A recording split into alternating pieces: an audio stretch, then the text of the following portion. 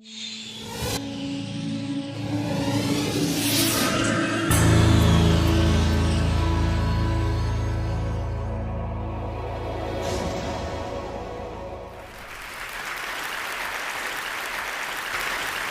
should be nice to nerds. In fact, I'd go so far as to say if you don't already have a nerd in your life, you should get one. I'm just saying. Scientists and engineers change the world. I'd like to tell you about a magical place called DARPA, where scientists and engineers defy the impossible and refuse to fear failure. Now, these two ideas are connected more than you may realize, because when you remove the fear of failure, impossible things suddenly become possible. If you want to know how, ask yourself this question. What would you attempt to do if you knew you could not fail? If you really ask yourself this question, you can't help but feel uncomfortable. I feel a little uncomfortable. Because when you ask it, you begin to understand how the fear of failure constrains you, how it keeps us from attempting great things. And life gets dull. Amazing things stop happening. Sure, good things happen, but amazing things stop happening. Now, I should be clear. I'm not encouraging failure. I'm discouraging fear of failure. Because it's not failure itself that constrains us. The path to truly new, never been done before things always has failure along the way. We're tested. And in part, that testing feels an appropriate part of achieving something great. Clemenceau said, "Life gets interesting when we fail, because it's a sign that we've surpassed ourselves." In 1895, Lord Kelvin declared that heavier-than-air flying machines were impossible. In October of 1903, the prevailing opinion of expert aerodynamicists was that maybe in 10 million years we could build an aircraft that would fly. And 2 months later, on December 17th, Orville Wright powered the first airplane across a beach in North Carolina. The flight lasted 12 seconds and covered 120 feet. That was 1903. 1 year later, the next declarations of impossibilities began. Ferdinand Foch, a French Army general, credited with having one of the most original and subtle minds in the French Army, said, "Airplanes are interesting toys, but of no military value." 40 years later, aero experts coined the term transonic. They debated, should it have one S or two? You see, they were having trouble in this flight regime, and it wasn't at all clear that we could fly faster than the speed of sound.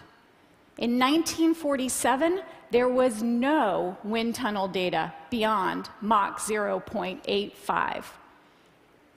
And yet, on Tuesday, October 14th, 1947, Chuck Yeager climbed into the cockpit of his Bell X-1, and he flew towards an unknown possibility. And in so doing, he became the first pilot to fly faster than the speed of sound.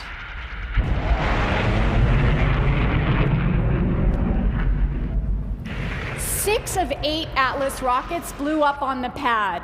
After 11 complete mission failures, we got our first images from space.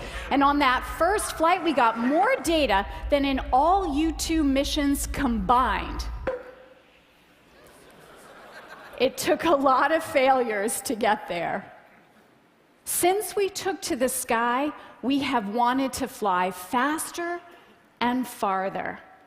And to do so, we've had to believe in impossible things, and we've had to refuse to fear failure. That's still true today. Today, we don't talk about flying transonically or even supersonically. We talk about flying hypersonically, not Mach 2 or Mach 3, Mach 20. At Mach 20, we can fly from New York to Long Beach in 11 minutes and 20 seconds. At that speed, the surface of the airfoil is the temperature of molten steel, 3,500 degrees Fahrenheit, like a blast furnace.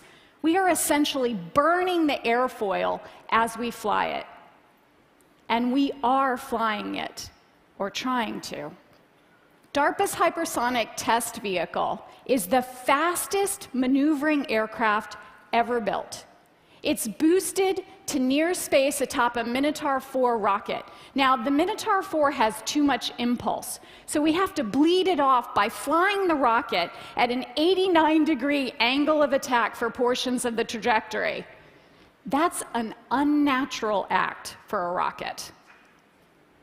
The third stage has a camera. We call it rocket cam, and it's pointed at the hypersonic glider. This is the actual rocket cam footage from Flight 1. Now, to conceal the shape, we changed the aspect ratio a little bit, but this is what it looks like from the third stage of the rocket, looking at the unmanned glider as it heads into the atmosphere back towards Earth. We've flown twice. In the first flight, no aerodynamic control of the vehicle, but we collected more hypersonic flight data than in 30 years of ground-based testing combined. And in the second flight, 3 minutes of fully controlled aerodynamic flight at Mach 20. We must fly again, because amazing, never-been-done-before things require that you fly. You can't learn to fly at Mach 20 unless you fly. And while there's no substitute for speed, maneuverability is a very close second. If a Mach 20 glider takes 11 minutes and 20 seconds to get from New York to Long Beach, a hummingbird would take, well, days. You see, hummingbirds are not hypersonic, but they are maneuverable.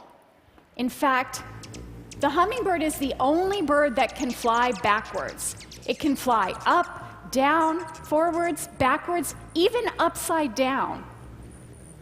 And so if we wanted to fly in this room or places where humans can't go, we'd need an aircraft small enough and maneuverable enough to do so. This is a hummingbird drone. It can fly in all directions, even backwards. It can hover and rotate. This prototype aircraft is equipped with a video camera. It weighs less than 1 AA battery.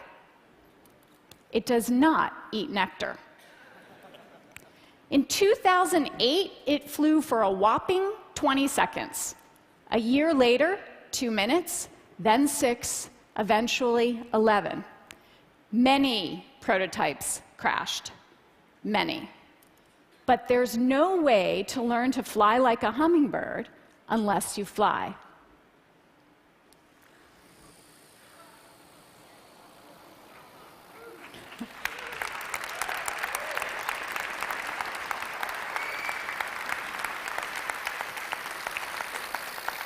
It's beautiful, isn't it?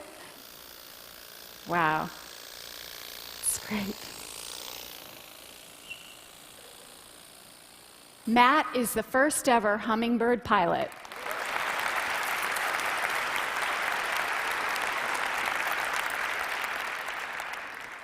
Failure is part of creating new and amazing things. We cannot both fear failure and make amazing new things. Like a robot with the stability of a dog on rough terrain, or maybe even ice. A robot that can run like a cheetah, or climb stairs like a human with the occasional clumsiness of a human. Or perhaps Spider-Man will one day be Gecko Man. A gecko can support its entire body weight with one toe. 1 square millimeter of a gecko's foot pad has 14,000 hair-like structures called setae. They are used to help it grip to surfaces using intermolecular forces. Today, we can manufacture structures that mimic the hairs of a gecko's foot. The result, a 4 by 4 inch artificial nano gecko adhesive can support a static load of 660 pounds.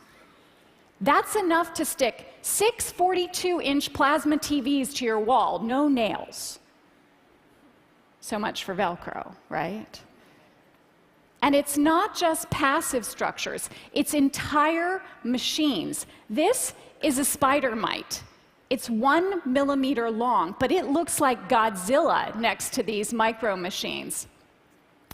In the world of Godzilla spider mites, we can make millions of mirrors, each 1/5 the diameter of a human hair, moving at hundreds of thousands of times per second to make large screen displays so that we can watch movies like Godzilla in high def.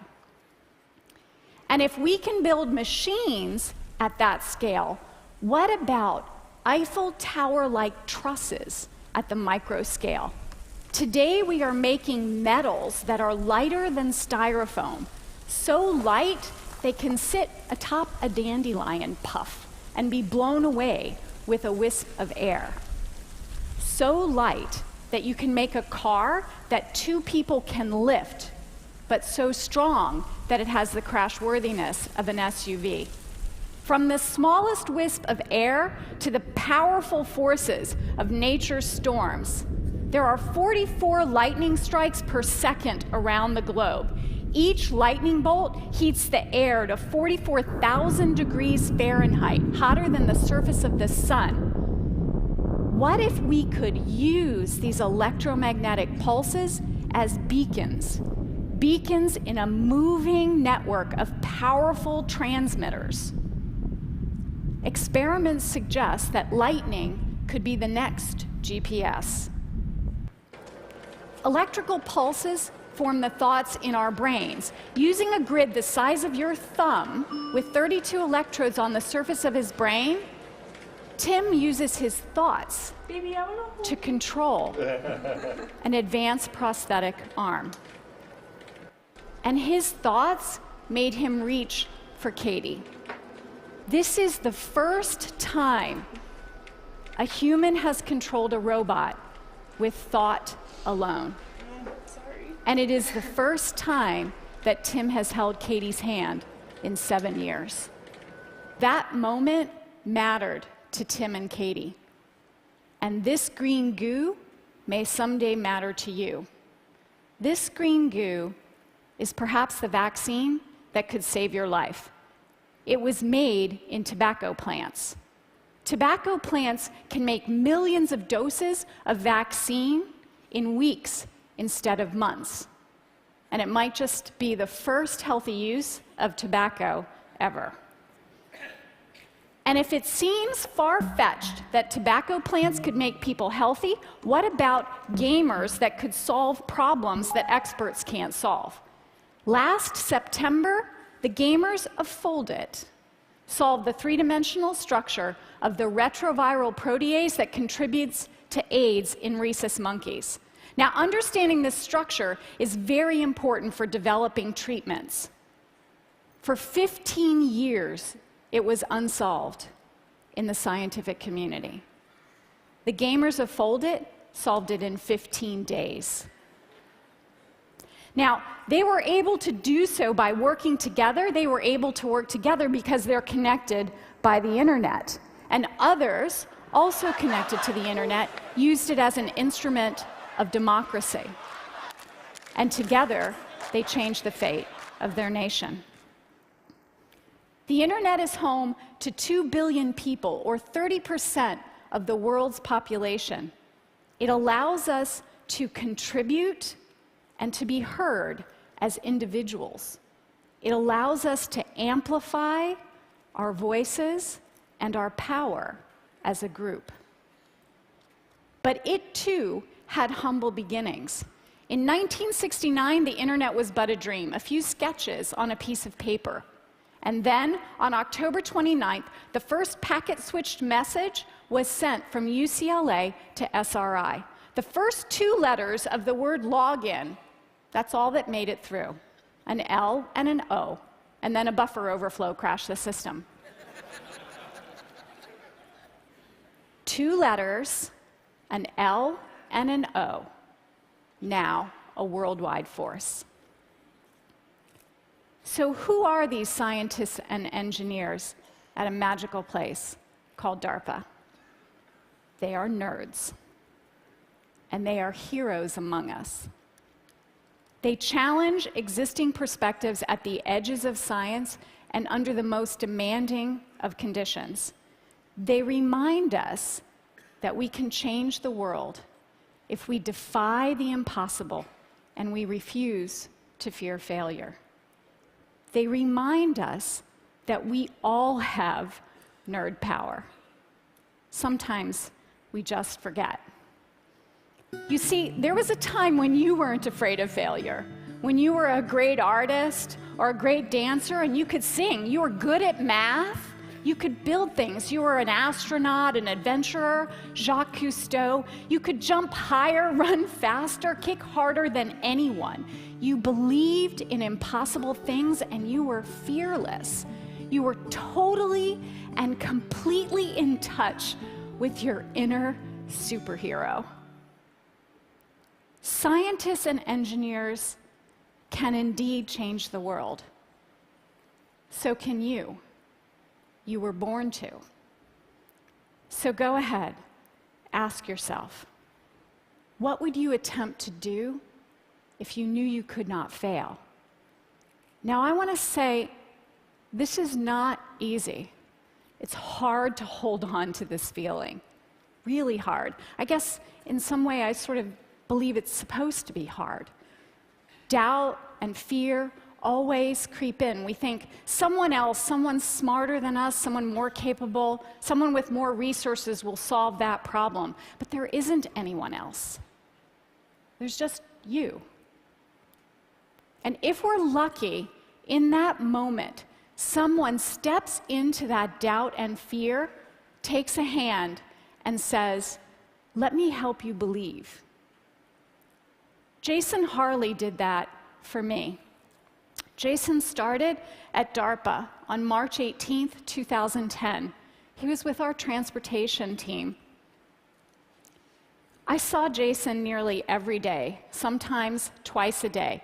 And more so than most, he saw the highs and the lows, the celebrations and the disappointments. And on one particularly dark day for me, Jason sat down and he wrote an email. He was encouraging, but firm. And when he hit send, he probably didn't realize what a difference it would make.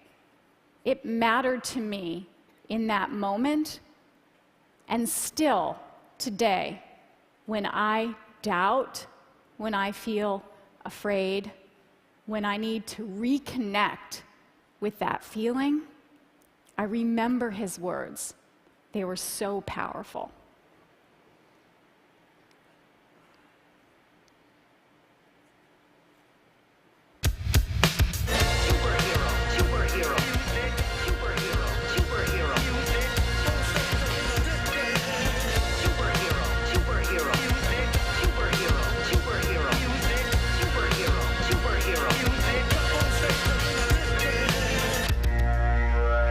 That's what being a superhero is all about.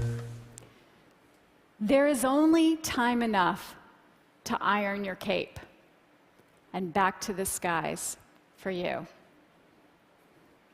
And remember, be nice to nerds.